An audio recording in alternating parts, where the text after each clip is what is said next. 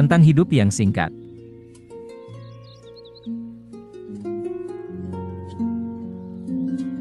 Sebagian besar umat manusia, Paulinus, mengeluh tentang sifat jahat alam, karena kita terlahir untuk menjalani tentang hidup yang singkat, karena waktu yang telah diberikan untuk kita berlalu begitu cepat. Dengan sedikit sekali pengecualian, bahwa hidup berakhir justru saat kita merasa telah siap menjalaninya. Bukan hanya orang-orang di jalan dan masyarakat awam yang berkeluh kesah saat melihatnya, kejahatan universal ini, perasaan yang sama, yang ada di balik segala keluhan juga datang dari orang-orang yang terhormat. Itulah alasan dari diktum para dokter terhebat, hidup itu berjalan singkat. Seni itu bertahan lama. Begitu pula nestapa, yang tidak pantas dikeluhkan oleh seseorang yang bijaksana, seperti yang dinyatakan oleh Aristoteles, saat dia menganggap alam memberi hewan usia yang sedemikian panjang, hingga bisa hidup selama 5 hingga 10 kali lipat dari usia manusia. Sementara batas yang jauh lebih singkat ditetapkan bagi para manusia, yang terlahir untuk menjalani takdir yang jauh lebih hebat dan luas. Kita bukannya memiliki masa hidup yang singkat, tetapi membuang banyak waktu hidup tersebut. Hidup berjalan cukup lama, dan telah cukup banyak yang dikaruniai kepada kita untuk segala pencapaian tertinggi, jika semua pencapaian itu terkumpul dengan baik. Tapi saat hidup menjadi sia-sia dalam kemewahan yang gegabah dihabiskan untuk hal-hal yang buruk, pada akhirnya semuanya dipaksa oleh batasan akhir kematian untuk menyadari bahwa hidup telah berlalu sebelum kita tahu bahwa hidup itu telah berlalu. Jadi, demikianlah adanya, bahwa kita tidak diberi hidup yang singkat, tetapi menjadikannya singkat, dan tidak hidup berkekurangan tetapi hidup dalam keborosan. Sebagaimana halnya harta kekayaan yang banyak dan berlimpah jatuh ke tangan pemilik yang buruk dan akhirnya habis dalam sekejap, sebaliknya harta kekayaan yang sedikit jumlahnya dan diwariskan kepada penanggung jawab yang baik, hingga meningkat jumlahnya seiring penggunaan, maka seperti itu juga, rentang usia kita, bertambah dengan drastis jika dikelola dengan benar. Kenapa kita mengeluh tentang alam? Alam telah bersikap baik, hidup itu lama jika Anda tahu bagaimana cara memanfaatkannya. Namun, ada orang yang terbelenggu ketamakan yang tak terpuaskan, dan ada juga orang yang terkekang karena menekuni berbagai tugas yang tidak berguna. Ada yang mabuk-mabukan akibat minuman keras, ada juga yang menjadi lamban akibat kemalasan. Ada yang menjadi letih akibat ambisi politik, yang selalu sepenuhnya dikuasai oleh penilaian orang lain kepadanya. Ada yang oleh ketamakan berniaga, terdorong mengarungi seluruh daratan dan lautan dengan harapan mendapatkan keuntungan. Ada yang tersiksa oleh hasrat untuk hidup sebagai tentara, selalu berniat menimbulkan bahaya bagi sesama atau galau terhadap bahaya yang akan menimpa mereka sendiri. Sebagian orang lelah dengan bakti sukarela mereka yang tak berbalas terhadap kaum pembesar. Banyak orang disibukkan dengan kegiatan mengincar harta orang lain maupun mengeluhkan soal harta mereka sendiri. Banyak orang tidak memiliki tujuan yang pasti, tapi terombang-ambing dalam berbagai rencana yang berubah-ubah, karena ketidaktetapan hati yang silih berganti, dan tidak pernah puas dengan dirinya sendiri. Sebagian orang sama sekali tidak punya tujuan untuk arah hidupnya, tapi kematian merenggut nyawa mereka tanpa mereka sadari saat mereka sedang menguap dengan lesu. Sedemikian rupa hingga aku tidak bisa meragukan kebenaran pernyataan misterius para penyair terhebat, kita sejatinya hanya menjalani sebagian kecil dari hidup kita. Memang, seluruh waktu istirahat kita bukanlah hidup, melainkan waktu belaka. Berbagai jenis keburukan mengepung dan menyerang umat manusia dari segala sisi, dan tidak mengizinkan mereka bangkit lagi dan membuka mata untuk mampu mengenali kebenaran, tapi terus membuat tunduk dan tidak bisa lepas dari hasrat-hasrat. Mereka takkan pernah bisa memulihkan jati diri mereka yang sesungguhnya. Jika kebetulan bisa meraih semacam kedamaian, sebagaimana sebuah gelombang tetap bergerak di laut dalam bahkan setelah angin berhenti bertiup, mereka pun terus terombang-ambing angin dan terus gelisah akibat tidak pernah istirahat dari berbagai hasrat. Apa menurutmu aku hanya membahas tentang orang-orang yang keburukannya telah diakui? Lihatlah orang-orang berada yang terkenal karena kekayaannya, mereka tercekik oleh anugerah mereka sendiri. Ada berapa banyak orang yang pembuluh darahnya pecah akibat kecakapan berbicara dan usaha yang dilakukan setiap hari untuk memamerkan bakat mereka? Ada berapa banyak orang yang pucat akibat menikmati kesenangan terus-menerus? Ada berapa banyak yang tidak lagi memiliki kebebasan akibat dikelilingi oleh kerumunan klien mereka? Singkatnya, dialami oleh mereka semua, dari yang terendah hingga yang tertinggi, seseorang meminta bantuan hukum, orang lain datang membantu, seseorang menjadi terdakwa, orang lain menjadi pembelanya, ada lagi yang menjatuhkan vonis kepadanya, tidak ada orang yang meminta ganti rugi kepada dirinya sendiri, tapi setiap orang dimanfaatkan demi kepentingan orang lain. Tanyakan mengenai para pesohor, dan kau akan lihat bahwa mereka punya tanda-tanda pembeda ini. X mencoba merayu Y dan Y mencoba merayu Z, tidak ada yang memedulikan dirinya sendiri. Sekali lagi, orang-orang tertentu mengungkap kegusaran terbodoh, mengeluh tentang keangkuhan orang-orang berderajat lebih tinggi darinya karena orang-orang tersebut tidak punya waktu untuk meladeni saat mereka ingin diladeni. Tapi, seseorang mengeluh tentang keangkuhan orang lain sedangkan dirinya tak pernah punya waktu untuk dirinya sendiri. Namun, siapapun dirimu, sang orang hebat terkadang menatapmu, bahkan walau pandangannya menghina, dia menyimak kata-katamu, membiarkanmu berjalan di sampingnya. Tapi kau tidak pernah sudi menatap atau mendengarkan dirimu sendiri. Jadi, kau tidak punya alasan untuk mengklaim pengakuan dari siapapun atas segala perhatianmu. Sebab menunjukkannya bukan dikarenakan ingin hidup dengan didampingi orang lain, tapi karena kau tidak tahan hidup sebatang kara. Bahkan jika semua pemikir cerdas yang pernah ada sepakat merenungi tema ini, mereka takkan pernah cukup menyatakan keterkejutan terhadap kabut dalam pikiran manusia ini.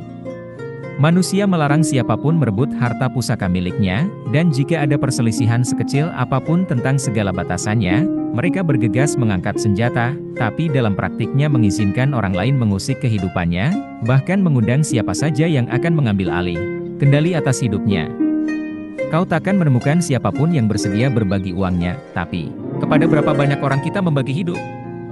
Orang-orang irit dalam hal menjaga harta pribadi, tapi begitu menyangkut soal menghambur-hamburkan waktu, mereka bersikap paling boros, dalam satu hal yang akan benar adanya jika bersikap pelit. Jadi, aku ingin pusatkan perhatian kepada seseorang dari generasi lebih tua dan menyampaikan beberapa kalimat kepadanya. Aku mengerti bahwa kau telah tiba di tahap terakhir hidup manusia, usiamu hampir 100 tahun, atau bahkan lebih. Ayo, renungi kehidupanmu.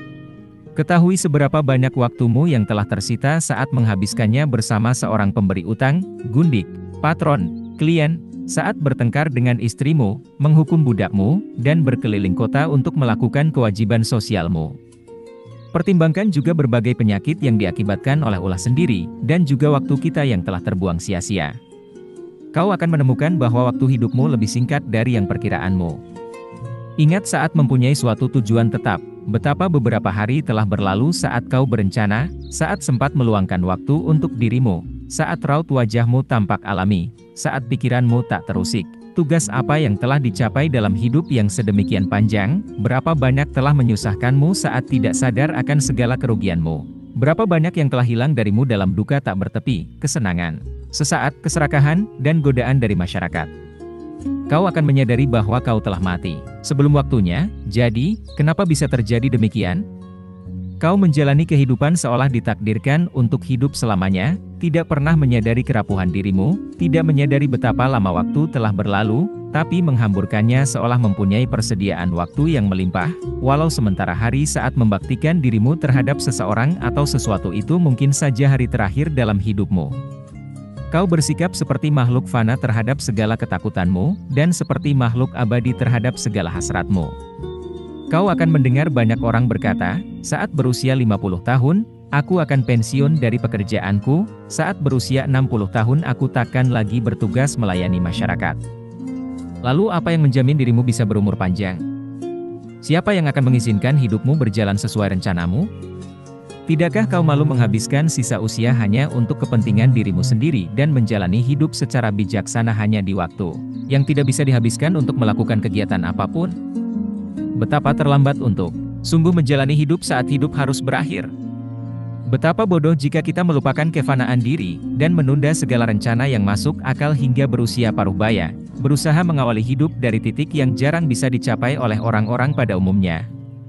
Kau akan menyadari bahwa orang-orang yang paling berkuasa dan berstatus tinggi berujar bahwa mereka berdoa memohon diberi waktu senggang, memujinya, dan menilainya lebih tinggi dari semua anugerah. Terkadang mereka berharap bisa turun dari puncak kedudukan mereka dengan aman jika memungkinkan, karena bahkan jika tidak ada hal eksternal yang menyerang atau mengusiknya, nasib beruntung sewaktu-waktu akan kandas. Augustus yang dijadikan sosok suci dan yang paling terberkati, selalu berdoa memohon agar bisa istirahat dari tugas kenegaraan. Semua perkataannya selalu kembali ke topik tersebut, yaitu harapan agar bisa beristirahat. Ia selalu menghibur diri saat lelah bekerja keras, bahwa suatu hari ia akan hidup untuk membahagiakan dirinya. Dalam sebuah surat yang ia tulis kepada Senat, Augustus berjanji bahwa setelah beristirahat, dirinya takkan menjadi malas dan tetap tekun seperti sebelumnya. Kata-katanya sebagai berikut ini, namun, lebih baik jika menjalani semua itu daripada menjanjikannya. Tetap saja, karena realita yang diharapkan masih jauh, kerinduanku menjadikanku bisa berpuas diri dengan kata-kata saja. Waktu istirahat demikian berharga baginya, hingga ia hanya bisa menikmatinya dalam hati, karena pada kenyataannya, dirinya tak bisa beristirahat.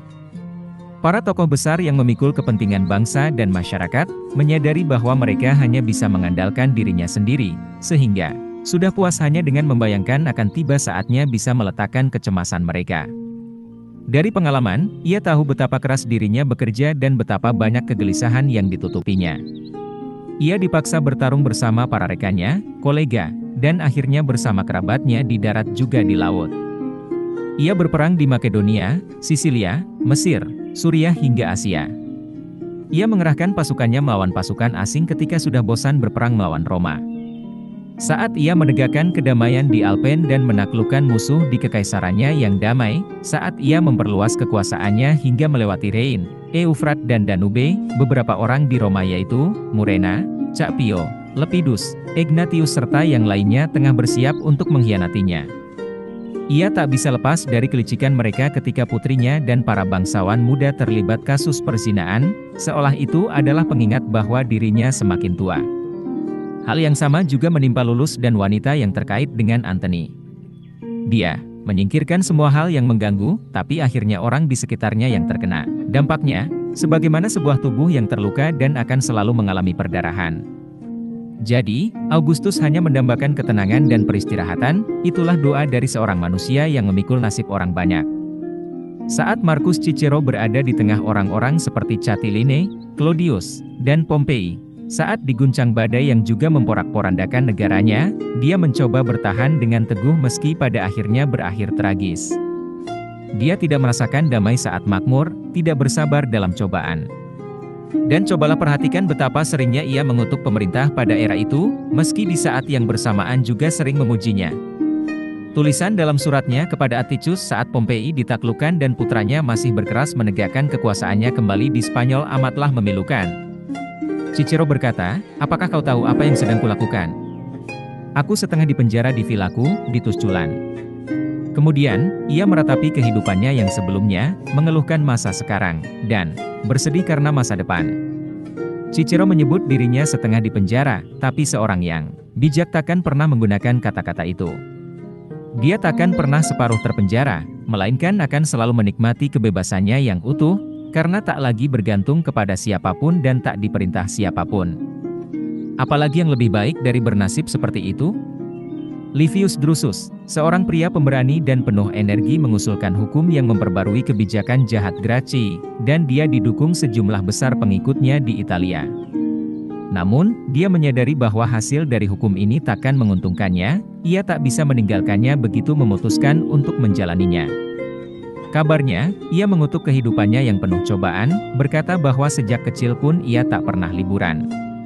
Saat masih kecil, ia bicara kepada seorang juri dan membela sekelompok orang yang dituntut, dan berambisi untuk memberi pengaruh di persidangan, hingga akhirnya berhasil dan dakwaan yang dijatuhkan selalu menguntungkan kliennya. Harus sejauh mana ambisi kita dituruti? Kau, mungkin sudah tahu tindakan seperti itu akan berakibat fatal dari sisi pribadi atau publik. Livius, sudah terlambat untuk mengeluhkan betapa dirinya tak pernah libur, karena sudah sejak kecil ia membuat keributan di forum. Tidak ada yang tahu apa ia bunuh diri, karena dirinya pingsan setelah mengalami luka di kemaluannya. Banyak yang meragukan bahwa itu disengaja, tapi semua setuju bahwa kematiannya sudah sepantasnya terjadi.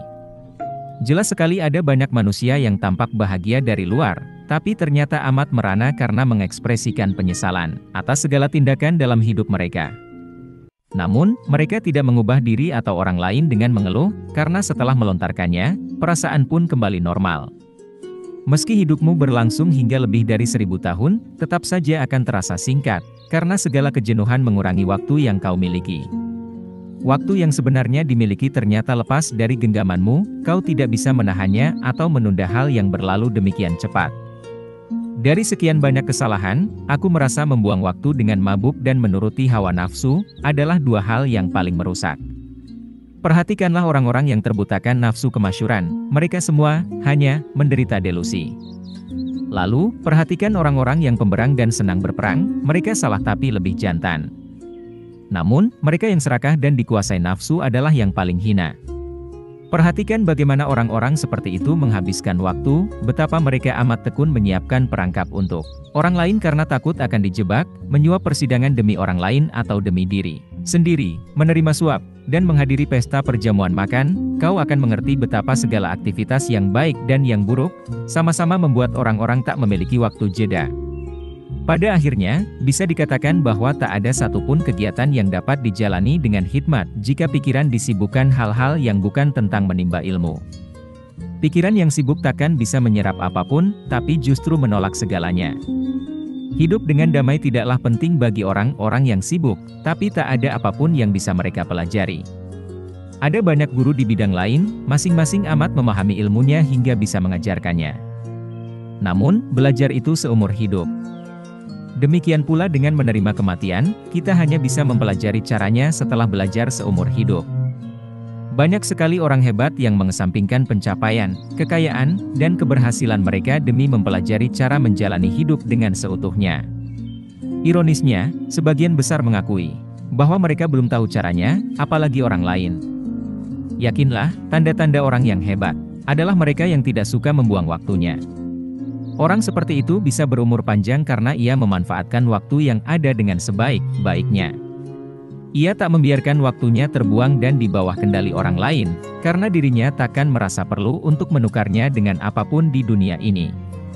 Karena itulah, pasti merasa waktu yang ia miliki cukup.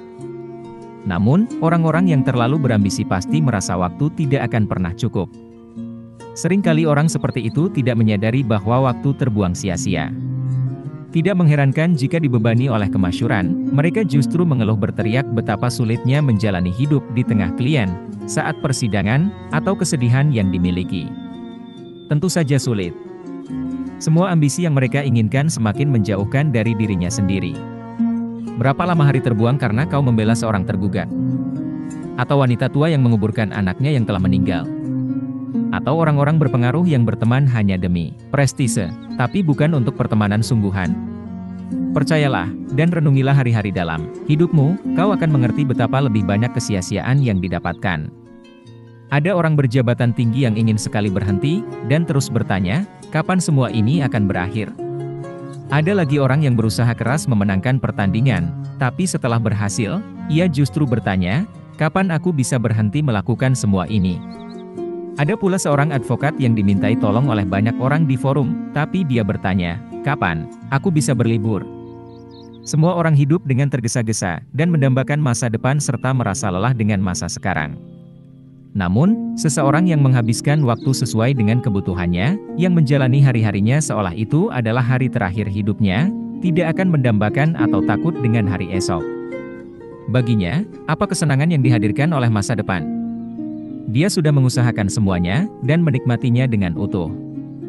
Ia memasrahkan diri kepada takdir dan merasa hidupnya sudah aman. Tak ada yang bisa diambil darinya, karena ia hidup sesuai dengan apa yang dibutuhkan. Jadi, belum tentu orang yang sudah tua dan keriput berarti sudah hidup lama, bisa saja ia hanya ada untuk waktu yang lama. Itu sama seperti pria yang berlayar dan terjebak dalam badai saat ia meninggalkan dermaga. Ia terempas ke segala sisi. Itu berarti ia bukan lama berlayar, tapi terempas ke sana dan kemari dalam waktu yang lama. Aku selalu terkejut saat melihat orang menuntut orang lain meluangkan waktu untuk mereka, dan menuntut balasan segera. Kedua permintaan itu mencerminkan seolah waktu bukanlah hal berharga. Mereka main-main dengan aset paling berharga dalam hidup. Mereka tertipu karena waktu adalah benda yang tidak nyata, tidak bisa diperiksa, dan karena itulah seringkali diremehkan. Orang-orang senang saat mendapat pensiun atau tunjangan yang mereka peroleh setelah bekerja keras atau mengabdi. Namun, tak ada yang menyadari nilai dari waktu. Manusia menggunakan waktu seolah waktu tidak berarti apa-apa. Akan tetapi, jika kematian mengancam, kau akan melihat mereka memohon kepada para dokter, atau saat takut dihukum mati, maka orang-orang akan mati-matian mengupayakan dirinya bisa tetap hidup. Perasaan mereka sungguh pelin-pelan. Namun, setiap manusia bisa memperkirakan nasibnya beberapa tahun ke depan, sebagaimana kita bisa merenungi masa lalu. Betapa waspadanya jika kita menyadarinya, dan akan berhati-hati menggunakan waktu. Mudah sekali jika kita lebih mawas diri dalam menjaga sesuatu yang bisa kandas sewaktu-waktu, seberapa kecil pun itu. Namun, jangan kira orang-orang seperti itu tidak tahu betapa berharganya waktu. Biasanya mereka akan berkata kepada orang yang dikasihi, tentang kesanggupan mengorbankan waktu kepada mereka yang dikasihi. Mereka memang meluangkannya tanpa menyadarinya, betapa banyak waktu yang hilang, tapi tidak memberi manfaat apapun kepada orang lain. Orang-orang ini terkesan tidak keberatan kehilangan waktu, karena tak sadar bahwa sesungguhnya mereka telah kehilangan waktu. Tak ada yang bisa mengembalikan waktu yang terbuang, tak ada yang bisa memulihkanmu kecuali diri sendiri. Hidupmu akan berjalan mengikuti jalan yang kau tapaki, tapi hidupmu takkan bisa berputar kembali. Waktu tidak akan mengingatkanmu bahwa ia berlalu dengan cepat, karena ia pergi dalam diam, dalam kesunyian. Waktu takkan bisa diperpanjang atas permintaan seorang raja atau masyarakat. Begitu dimulai, waktu akan terus berjalan, tidak ada jeda atau berkelok berganti arah. Bagaimana hasilnya kelak? Pikiranmu akan teralihkan oleh hal lain, sementara waktu terus berlalu. Saat kematian tiba, kau tak bisa lagi melakukan apapun kecuali berlapang hati menerimanya. Tetapi ada yang lebih bodoh lagi, yaitu orang-orang yang menyibukkan diri untuk melakukan banyak hal demi masa depan yang masih jauh dan fana. Mereka menunda-nunda hingga hari terbuang sia-sia dan melakukan penyangkalan dengan dalih masih ada hari esok. Rintangan terbesar kita adalah menjalani hidup dengan penuh ekspektasi atas hari esok, tapi melupakan hari ini. Kau mencoba mengatur yang sudah ditetapkan oleh takdir, dan justru mengabaikan yang sedang ada dalam genggamanmu. Sebenarnya, apa yang kau inginkan? Masa depan tidak akan pernah menjadi pasti, karena itu hiduplah di momen ini. Dengarkan puisi dari para pujangga hebat berikut ini, hari terbaik dalam hidup seorang makhluk fana, selalu yang pertama kali pergi. Maksudnya adalah mengapa kita hanya diam saja? Karena jika kita tidak menjalani hidup sebaik-baiknya, hidup sudah pasti sia-sia. Demikian cepat waktu berlalu, karena itulah kau harus menggunakannya dengan mengimbangi kecepatannya, seperti meminum air sesegera mungkin dari sungai deras yang bisa saja kering sewaktu-waktu. Dalam mengkritik kebiasaan menunda-nunda, sang pujangga juga mengungkapkannya melalui kata, hari. Maksudnya adalah meski manusia memiliki ambisi, kenapa mereka cenderung abai dan pemalas, sementara waktu tidak pernah berhenti, dan terus berjalan di depan? Sang pujangga ingin menyampaikan bahwa tepat di saat ini, waktu yang kita miliki pun sudah berlari. Apakah dengan demikian, perkataannya tentang waktu yang lepas dari genggaman benar adanya? Manusia menua, tapi pikiran mereka tetaplah kekanakan, sehingga mereka menghadapi masa tua dengan ketidaksiapan. Mereka tak melakukan apapun untuk mengantisipasinya, hanya menjalaninya tanpa kesadaran penuh bahwa akhir semakin mendekat. Mereka tidak ubahnya penjelajah yang teralihkan pikirannya karena mengobrol atau membaca sebuah buku, kemudian kaget saat tiba di tempat tujuan tanpa menyadarinya.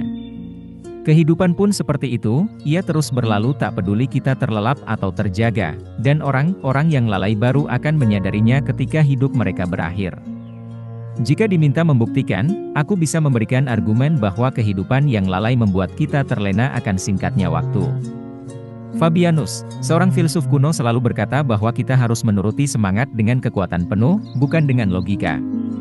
Musuh harus diserang dengan kuat dan bukan dengan tusukan yang tanggung atau setengah-setengah. Sifat buruk harus diremukkan, bukan sekadar disentuh pelan-pelan. Tetap saja, menurutku agar orang-orang menyadari kekeliruan mereka, kita harus mengajari mereka. Kehidupan terbagi menjadi 3 masa, masa lalu, masa kini, dan masa depan. Masa kini amatlah singkat, masa depan tidaklah jelas, tapi masa lalu yang sudah pasti. Takdir tak lagi ikut campur dalam masa ketiga, karena ia tak bisa diulang sesuai kendali manusia.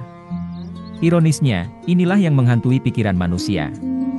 Sesungguhnya, tak ada waktu untuk meratapi masa lalu, dan meskipun ada, rasanya pasti amat menyiksa untuk mengingat sesuatu yang membuat kita malu.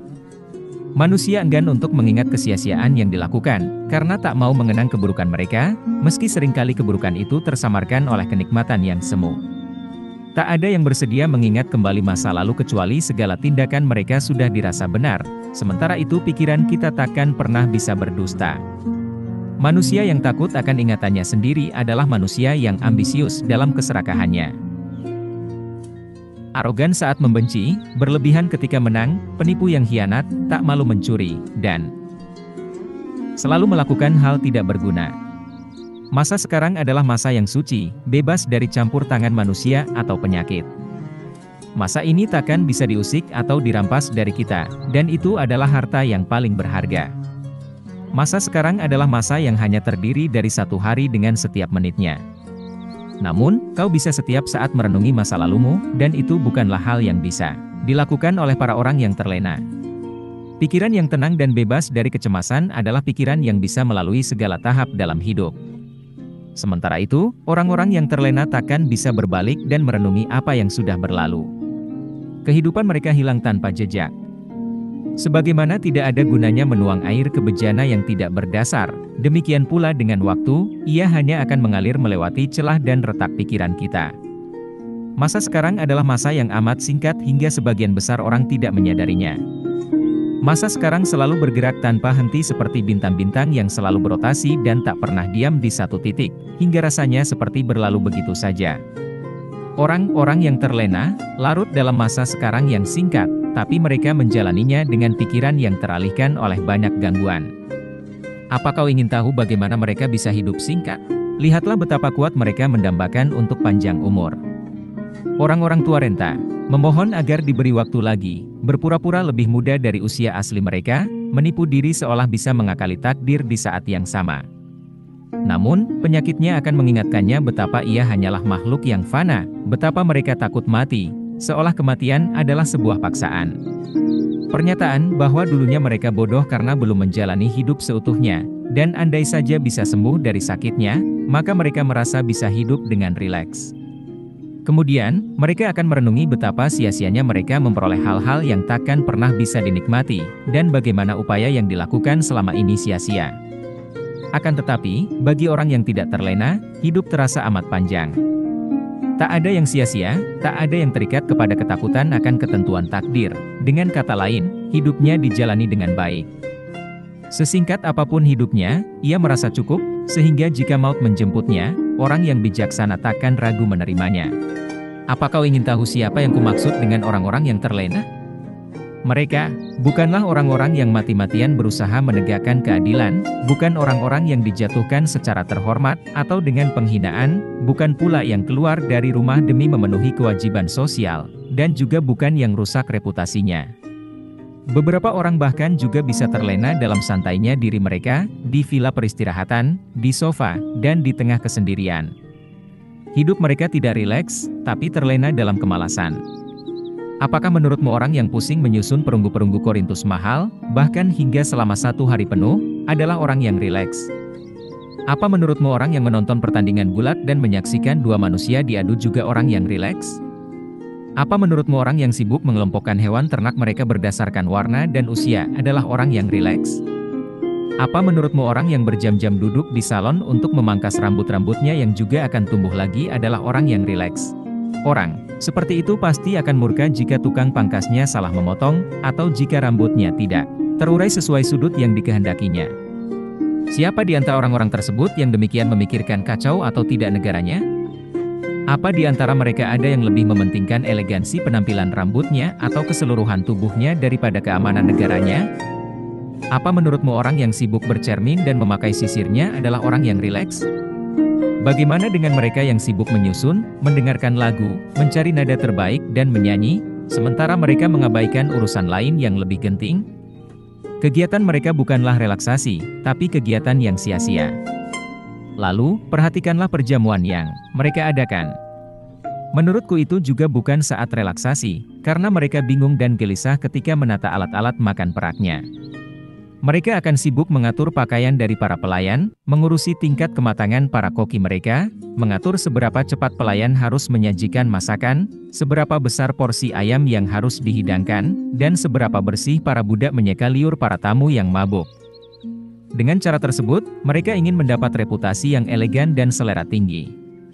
Sedemikian berambisinya, hingga mereka tak mau ada kegagalan dalam kehidupan pribadi, dan akhirnya enggan makan atau minum tanpa bermewah-mewah. Mereka yang pergi kemana-mana dengan kereta dan selalu menunggu untuk diantar dengan kendaraan dan merasa jika tak menaikinya adalah sebuah kehinaan, menurutku juga bukan orang yang rileks. Mereka orang yang perlu diurusi setiap kali harus mandi, berenang. Demikian tunduk kepada prasangka hingga tak bisa lagi yakin kepada dirinya sendiri.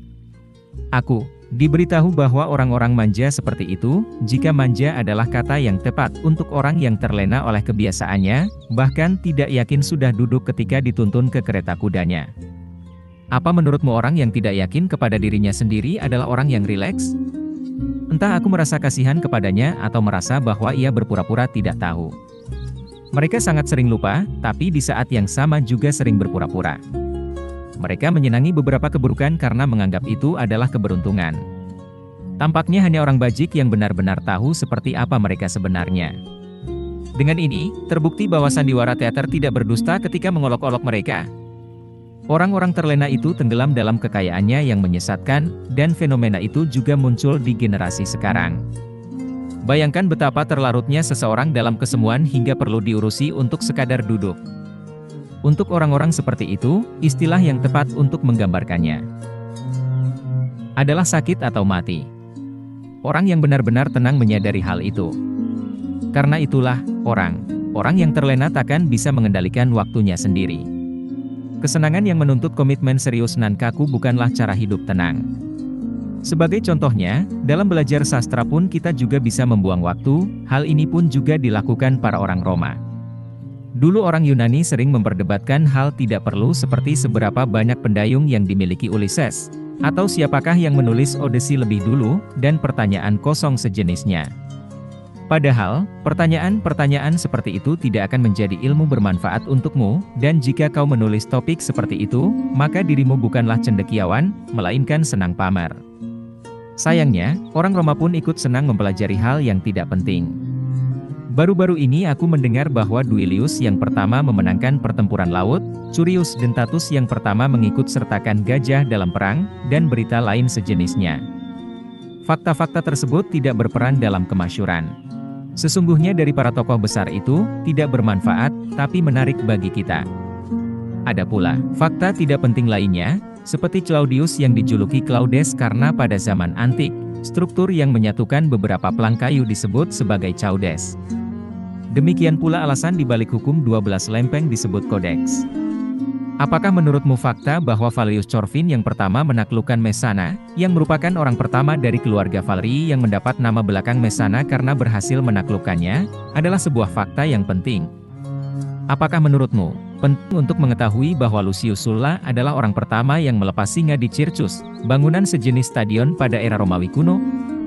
Atau apakah penting untuk tahu bahwa Pompei adalah orang pertama yang mengadakan pertarungan antar manusia dengan 18 gajah? Dia adalah pemimpin sebuah negara, seseorang yang baik di antara para pemimpin generasi sebelumnya, tapi terpikir olehnya untuk menewaskan manusia dengan cara seperti itu.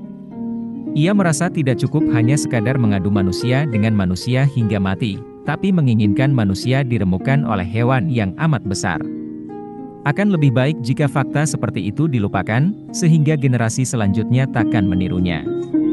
Betapa hitamnya kemasyhuran menodai kita. Dengan mengadu beberapa manusia untuk melawan hewan liar yang ditangkap dari luar negeri, serta menyebabkan pertumpahan darah di hadapan orang-orang Roma, yang kemudian juga dipaksanya untuk mengorbankan diri mereka, ia telah melampaui kodratnya sebagai manusia.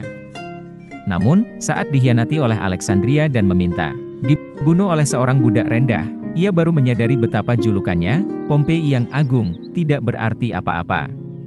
Kembali lagi ke masalah fakta tidak penting untuk topik yang serupa, ada kabar bahwa Metellus dalam kemenangannya atas Kartago di Sisilia, membawa pasukannya bersama 120 ekor gajah.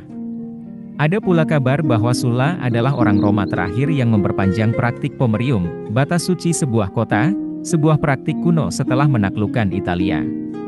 Apakah lebih penting untuk mengetahui itu, daripada mengetahui bahwa alasan di balik Bukit Aventino berada di luar Pomerium karena rakyat jelata berkumpul di sana, atau karena Remus menuruti nasihat para pendeta bahwa burung-burung di sana tidak menguntungkan, juga alasan-alasan tidak masuk akal lainnya yang lebih mendekati kebohongan? Meski kau membahas semua itu demi pembicaraan ringan, apakah dengan mengetahuinya kau bisa menilai mana yang benar? Fabianus sering berpikir apakah lebih baik tidak mencari tahu sama sekali dibandingkan harus tenggelam dalam hal remeh-temeh seperti itu. Hanya orang-orang yang belajar filsafat yang benar-benar damai dan hidup seutuhnya. Orang yang belajar filsafat tidak hanya merenungi hidup, tapi juga menembus segala masa. Tahun-tahun yang telah berlalu mematangkan mereka. Jika tahu diri, maka kita akan menyadari bahwa para leluhur pendiri negara lahir untuk kita dan menyiapkan hidup kita. Dengan kerja keras orang lain, kita menjadi tahu hal-hal yang sebelumnya tertutupi kegelapan. Kita hanya hidup di satu masa, tetapi bisa tahu segala hal dalam periode-periode sebelumnya, selama siap untuk keluar dari kungkungan kelemahan manusia. Kita bisa memperdebatkan Socrates, mengekspresikan keraguan bersama Carneades, mengisi kedamaian hidup bersama Epikuros, menerima kodrat manusia bersama kaum Stoik, dan mendobrak batas bersama kaum sinisme.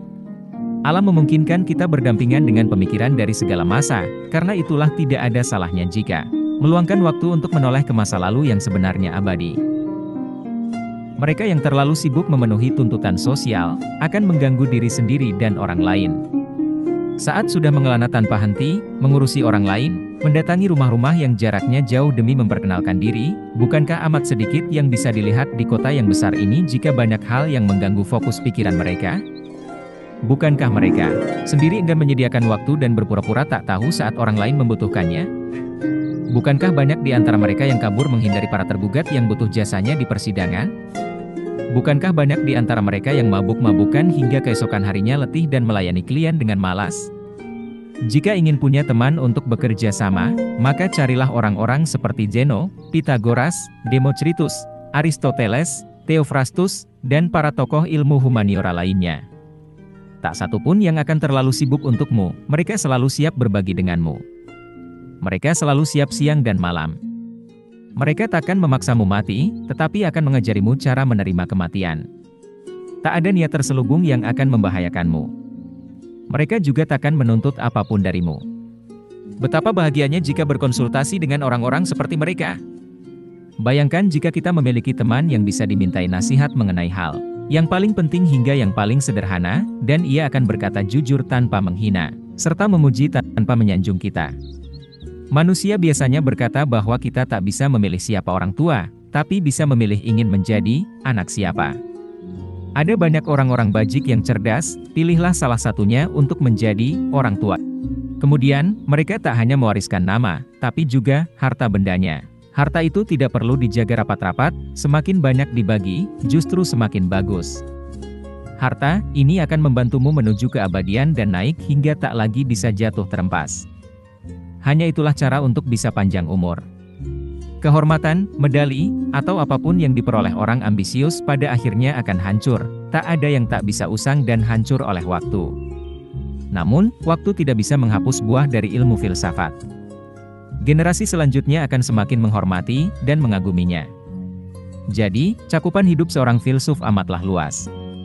Ia tidak terkungkung dalam batas manusia lainnya.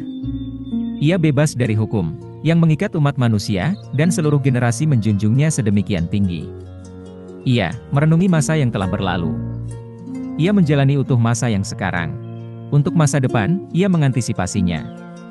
Kombinasi tersebut membuat seorang manusia panjang umur. Akan tetapi, hidup amatlah singkat dan meresahkan bagi mereka yang melupakan masa lalu, mengabaikan masa sekarang, dan takut akan masa depan. Lalu, menjelang akhir hidupnya, barulah mereka menyadari mereka sudah terlalu lama terlena dan tak melakukan apa-apa. Meski terkadang mereka merindukan maut, bukan berarti hidup mereka panjang. Kegelisahan emosi membuat mereka kian dekat dengan hal yang paling mereka takutkan, seringkali menginginkan kematian, karena mereka takut mati. Ini tidak membuktikan bahwa waktu mereka terasa panjang dan lama. Mereka hanya bingung tak tahu harus melakukan apa jika tak mengerjakan hal-hal yang tidak penting. Mereka pun mencari-cari hal yang bisa dilakukan. Mereka seperti menantikan suatu momen yang sebenarnya juga tidak diketahui, padahal waktu kesenangan yang sesungguhnya amat singkat, dan itu karena kesalahan yang dilakukan sendiri. Mereka beralih dari satu kesenangan ke kesenangan lainnya. Mereka menghabiskan malam dengan mabuk-mabukan dan tidur dengan pelacur. Kerapuhan manusia digambarkan para pujangga gila dalam kisah Jupiter yang memperpanjang malam karena tergoda untuk bersenggama. Dengan mengatasnamakan dewa yang dipuja dan disembah, manusia justru mendukung perilaku yang buruk. Biarpun malam diperpanjang, bukankah orang-orang yang terlena tetap akan merasa hari mereka amat singkat? Mereka menghabiskan siang untuk menantikan malam, dan menghabiskan malam karena takut akan pagi yang datang. Kesenangan yang mereka jalani selalu terasa meresahkan karena ketakutan sendiri, bahkan saat berada di puncak keberhasilan, mereka justru berpikir, berapa lama ini akan berlangsung?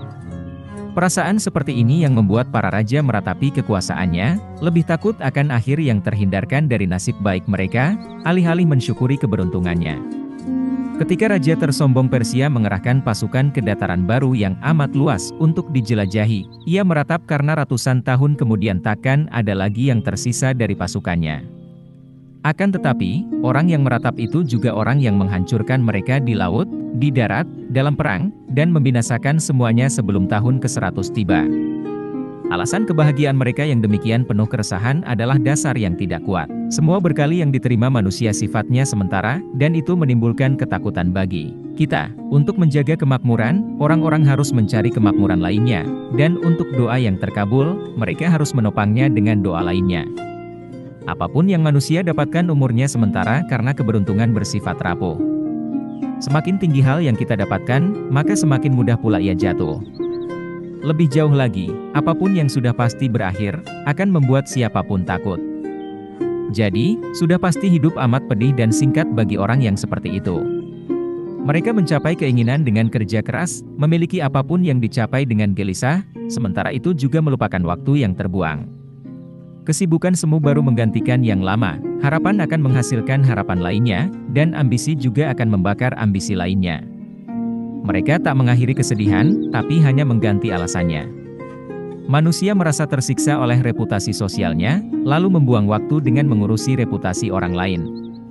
Manusia berhenti bekerja sebagai kandidat, lalu ingin menjadi yang merekrut kandidat. Manusia lelah bekerja sebagai jaksa, lalu ingin menjadi hakim. Manusia bosan mengurusi properti sendiri, lalu ingin mengurusi properti orang lain. Marius keluar dari militer untuk bekerja menjadi konsul. Quintius tergesa-gesa menyelesaikan pemerintahannya yang berupa kediktatoran. Scipio langsung berperang dengan Kartago meski ia belum cukup berpengalaman. Ia menang atas Hannibal dan Antiochus, menjabat sebagai konsul dengan baik. Jika bersedia mungkin ia akan disandingkan dengan Jupiter. Sayangnya, negara yang ia selamatkan justru berbalik menyerangnya. Scipio pun memilih untuk diasingkan. Intinya, kegelisahan akan selalu ada, entah karena kemakmuran atau nasib buruk. Kehidupan memang akan dipenuhi oleh hal-hal yang melenakan hingga kita mendambakan waktu istirahat, tapi tak bisa menikmatinya.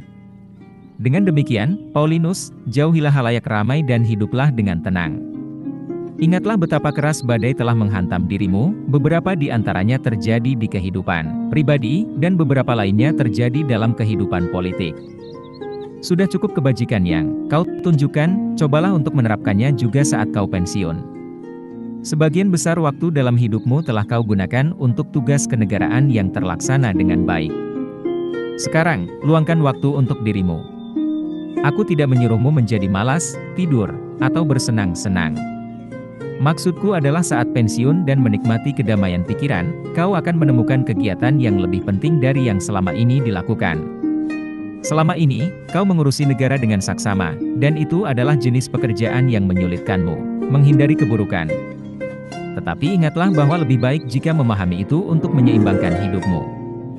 Jangan lupa bahwa ketekunanmu yang mampu menunaikan tanggung jawab besar, adalah tugas terhormat yang membuat hidupmu sulit tenang. Ingatlah juga bahwa masa belajar filsafatmu saat muda tidak berakhir di sini. Kau telah menjanjikan hal yang lebih tinggi dan hebat untuk dirimu sendiri. Jangan pernah lupakan betapa gelisahnya dirimu saat mengemban tugas, itu seperti berurusan dengan perut manusia. Orang yang lapar takkan pernah mau mendengarkan penjelasan atau terpuaskan dengan perlakuan yang adil. Baru-baru ini, setelah Gaius Caesar meninggal, kita menghadapi masalah serius yang lebih gawat dari perang, kekurangan suplai. Akibat kesombongannya, kota ini nyaris hancur, dilanda kelaparan, dan musnah. Bayangkan perasaan mereka yang harus meminta upeti karena diancam batu, senjata, api, dan Gaius. Mereka berpura-pura untuk menutupi kejahatan yang terjadi di pemerintahan, karena itulah langkah yang terbaik, diam-diam mengatasi masalah yang telah menyebabkan pertumpahan darah di mana-mana. Kini, gantilah kegiatanmu dengan kegiatan yang lebih aman dan lebih sunyi. Tidak ada perbedaan antara tugas kenegaraanmu dengan belajar filsafat. Dari sana kau akan mengetahui substansi ilahiyah, kehendaknya, bentuknya, kodrat jiwa ketika terlepas dari raganya, daya yang mempertahankan inti bumi, kekuatan yang menjaga benda-benda langit tetap di atas, dan hal-hal lain yang mengundang decak kagum. Beralihlah ke sana. Selagi kau masih kuat, pilihlah hal yang lebih baik. Pada gaya hidup yang demikian kau akan menemukan hal yang lebih pantas untuk dipelajari, kecintaan dan penerapan kebajikan, cara melupakan hasrat, cara menjalani hidup dan menerima kematian, serta hidup dalam damai. Memang, keadaan semua orang yang pikirannya tersibukkan itu merana, tapi yang paling merana adalah mereka yang bahkan bukan bekerja keras mewujudkan hal-hal yang menyibukkan pikiran mereka sendiri.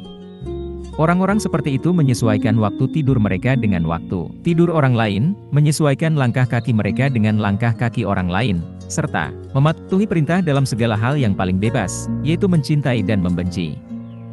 Jika orang-orang semacam itu ingin tahu betapa singkatnya hidup, biarkan mereka merenungi betapa kecil bagian hidupnya yang menjadi miliknya sendiri.